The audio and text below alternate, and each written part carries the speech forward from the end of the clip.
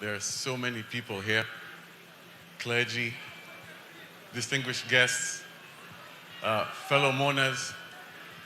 If I could have your attention for a bit. Uh, I've been struggling to come here, but this time I do realize I prayed for this, and I realized He would want me to say something, so this wouldn't be for me. This would be what He would want me to tell you at this point. And it might offend some, it might be boring for others, but you'll know that it's coming from Him.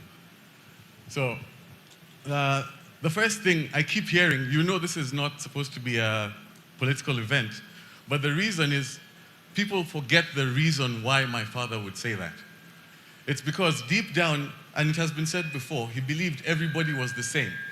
And he thought things like politics, tribe, all of that stopped people from being the best version of themselves. He thought that if anybody ever focused on that, they forgot on just doing what they're supposed to do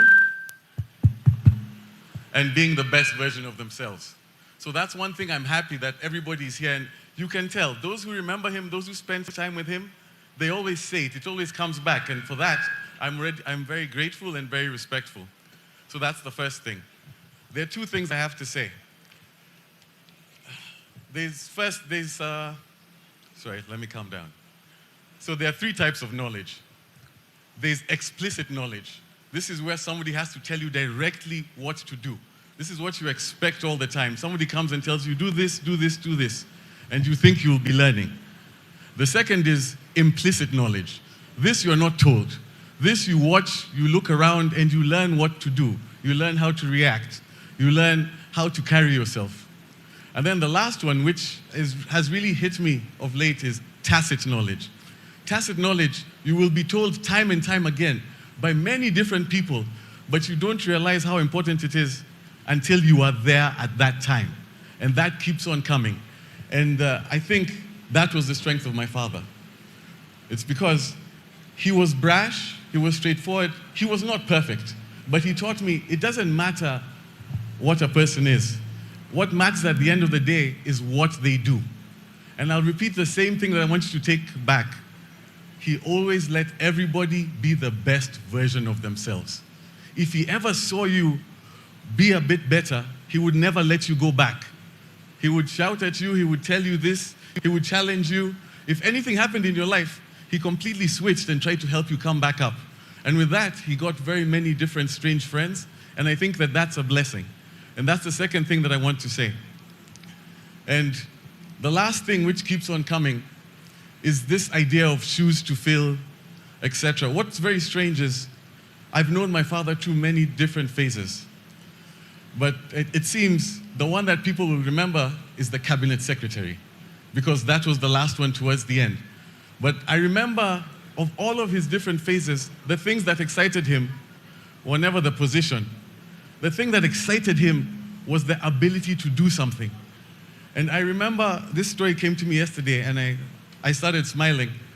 Was the first time the results came out, and he got the call when he found out where number one came from.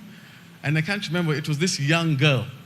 And I remember he was with me at the time, and he was so happy because it has been said here, it's because he was able to give somebody a chance.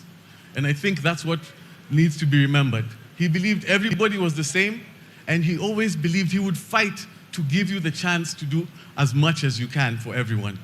And I think everybody should try and remember that as we keep moving.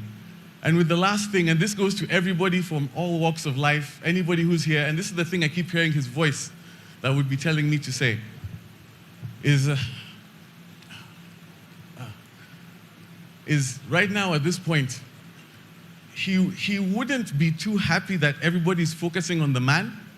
He would be happier in people focusing on the deeds. He would know that he was great, but what he would say is this, and he would tell me this: I understand it's well wishes if you keep telling me that I have big shoes to fill. He would laugh because he knows, and he has trained me, that is not the point. The point is for me to do my best, and if I see if I can help, I will try and help and make everybody be equal. I know that's my job.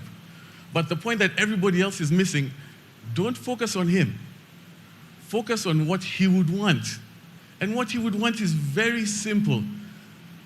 I don't have big shoes to fill. We all have big shoes to fill. This is for all of you. Wherever you go, start now. Be honest, try your best, upset people, but be forthright. You don't have to be the best person in the world. You don't have to be the nicest person in the world. But you know what you can do? You can give everybody an equal chance in whatever it is that you do. And if you do that, you will be honoring the memory of my father. So thank you all.